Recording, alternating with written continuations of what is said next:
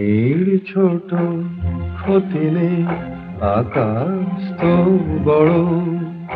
হে মন বলা কামন, অজানার আহ্বানে চঞ্চল পাখা মেলে ধরো।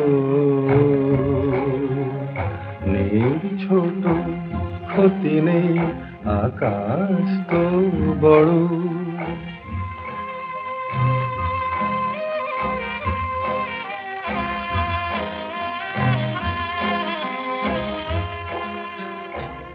চাঁদের আখরে ওই আকাশের গায়,